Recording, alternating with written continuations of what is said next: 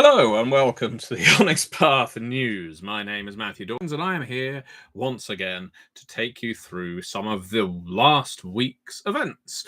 Some of them are releases and some things to look forward to. Thank you very much for tuning in live if you're doing so, and if not, thank you very much for tuning in after the fact. So, first things first, let's talk about the big news, the headline right now, which is it's the Chronicles of Darkness sale month. That's right. July is Chronicles of Darkness, and right now the books that are on sale are Vampire the Requiem 2nd edition books. This sale will last around a week until we go on to the next game line, or lines, as the case may be. Obviously, there's quite a lot of Chronicles of Darkness lines and only 1 month in which to fit them. So you do need to keep your eyes open on the onyxpath.com to see which books are on sale right now. Don't miss them, because once that sale is over, it's over. As of before, any books that are on sale on Drive-Thru RPG will have 90% off, so 10% of the regular price, because it's our 10th anniversary as a company. We are also selling these books for sale on Indie Press Revolution and Studio 2. On Indie Press Revolution, for instance, I understand there are 50% off sales on a lot of Chronicles of Darkness books in traditional print format and storyteller screens, among other things. So do check that out as well. I've linked below to the Drive-Thru RPG and the Indie Press Revolution sale, so hopefully you'll be able to take advantage of at least one of those and get some money off the games you enjoy. But remember, time is limited. If you do miss it, I'm sorry. We're not going back and putting Vampire the Requiem back on sale for the remainder of this year. That's not part of the plan. So, yeah, that's one big thing. And I see people are already tuning in. We've got Keegan Sullivan here saying, well, hello, Matthew. Hello, Keegan. We've got Nicholas saying, my favorite 2nd edition book from Requiem is definitely 1,000 Years of Night. Have you played an Elder? I have, and I co-wrote the Elders section. Well, the Elders section is a book about Elders. I wrote a fair amount of 1,000 Years of Night. It's a very fun project. I very much enjoyed working with the developer, Daniel Lauzon. And from memory, it was a long time ago, I remember writing the sort of travelogue section of different story hooks that could take place for different elders across different parts of the world, different parts of history as well. So that was a lot of fun. I've always enjoyed working on Vampire the Requiem. It's one of the game lines I enjoy writing for the most, in fact. That may come as a surprise to some people. In some ways, I think I prefer running and writing Vampire the Requiem to Vampire the Masquerade. So there you go. Chalk that one up as an oddity as well. Snyder's Return says we'll definitely be checking those deals out. Good. And Le Shote says hello again. Hello again. Now, it isn't just Chronicles of Darkness sales month. We also released a new Scion book last week, Making History Modern. This was a tasty bit for Scion for the month of June. And Making History Modern is all about, as the name implies, bringing historical myths up to a modern setting. How to access games that are, well, and pantheons, beliefs, mythology that are so entrenched in history, and bringing them forward to the modern era. How do you make the Odyssey a modern tale, other than watching Oh Brother, Where Art Thou?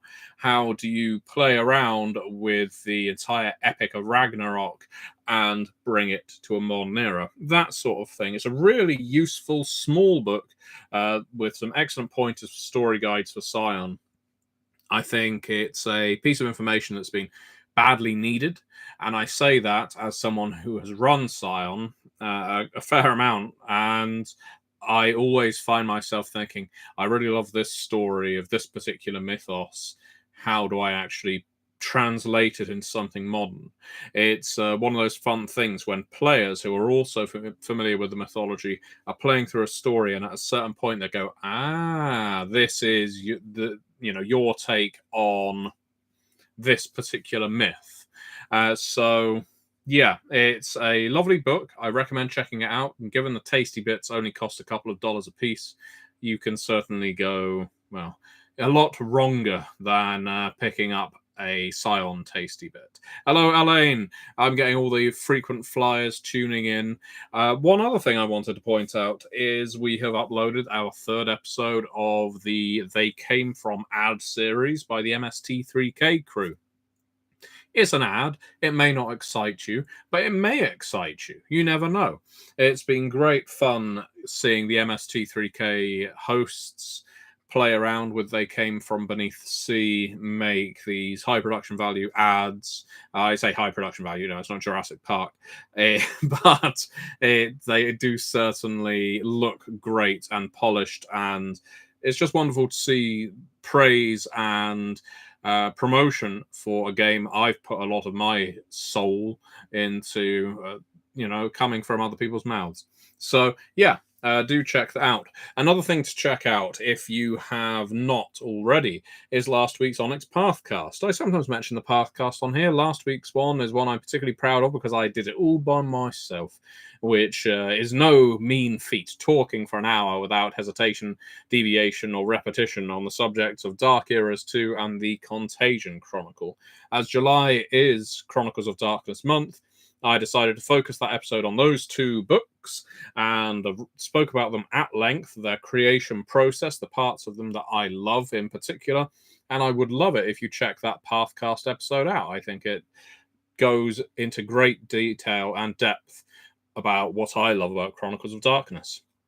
We've got a Deviant the Renegades episode for Chronicles of Darkness coming up in a week, and I think this week is Mummy the Curse. So, again, check those out if you are Chronicles of Darkness fans. We have other people saying hello. We've got congratulations for the ads. Brian McMurray says, love the videos and the news, you Provi. Provi?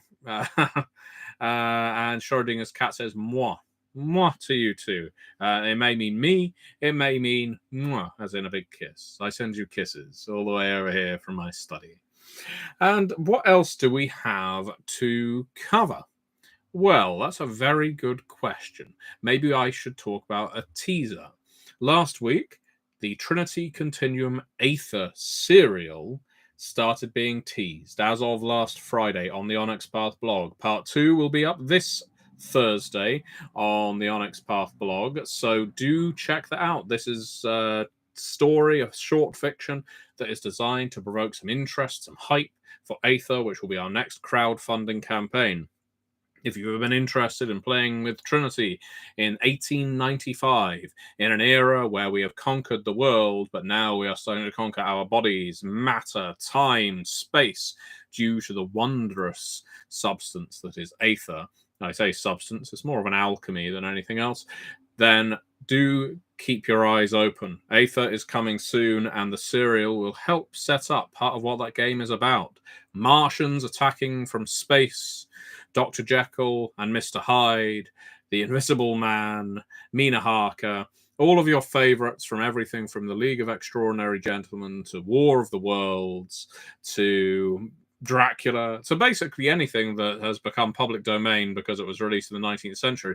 If it fits with an Aether, we've damn well found a way to do it. So that has resulted in a lot of very interesting societies, counter societies, and setting material and powers that we can use that evokes that Victorian era feel. I think you will enjoy Aether. It was a great deal of fun to develop it. Raven Shadow says, hi Matthew, does Renegade Studios have to give Onyx Path the approval to print a 30th edition of Vampire the Masquerade? I don't know. I think Paradox would have to, off the top of my head. Paradox is where the buck would stop. I believe Renegade's licenses for V5, though you'd probably have to ask them. But I don't think there's a 30th anniversary of VTM coming out at this time. It's all cylinders burning ahead, as it were, on V5 right now. And a good day to Schrodinger's cat as well. What's my favourite Chronicles game, asked Keegan Sullivan, and which one was an unexpected delight? My favourite Chronicles game? It would be perhaps a little biased to say Mummy the Curse, which I have up there, although it was the one that really reignited my interest in New World Chronicles of Darkness when it came out. That is a really good question, and one I've not considered for a long time. I'm going to go Hunt of the Vigil. For a long, long time, I ran Hunt of the Vigil, both for my gaming groups and at gaming conventions, and Hunter was my mainstay. I've really been enjoying second edition for Hunter as well. I think it is the natural upgrade for Hunter, and what's more, and keep it to yourself, I prefer Hunter the Vigil to Hunter the Reckoning in any of its editions. I think Hunter the Vigil does what it does perfectly, and I don't feel it needs any changing beyond that in my personal view. And I say that as someone who hasn't worked on Hunter other than developing some chapters with Hunters in for Dark Eras and Contagion Chronicle. So I can approach Hunter the Vigil as a fan, as a storyteller, and whenever I do so, I have so many ideas. I just love Hunter the Vigil. And in terms of unexpected delights, Werewolf the Forsaken second edition, because I wasn't a big fan of Forsaken first edition. It just didn't grab me in the same way Requiem didn't grab me in the same way something like Changing the Lost did, or Promethean. But when I read Forsaken second edition, it won me over entirely. I wasn't prepared for it to do so, and I have ran so many Forsaken games since then, a very long chronicle of it, in fact.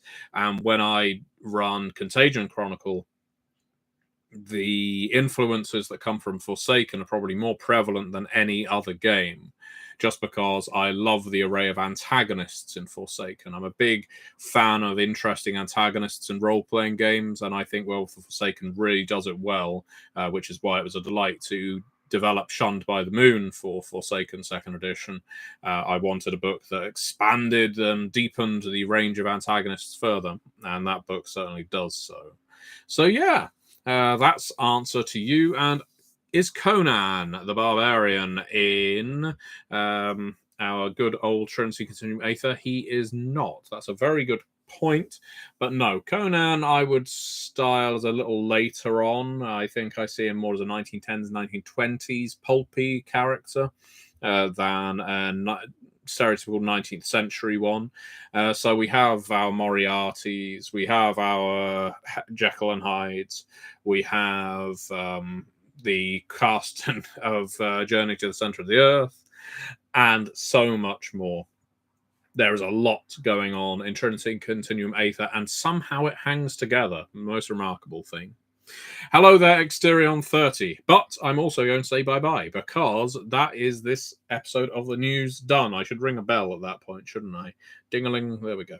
And again, check out the Chronicles of Darkness sale, because the game line will be changing every single week. And if you miss it, that's it. We're going past it. This week is Vampire the Requiem, but it will finish this week and be replaced with another one. And do check out Making History Modern, because it's very cheap, very low cost, and such a good book for Scion second edition. So with that said, I'm going to say thank you very much for watching, and good night and good gaming, everybody.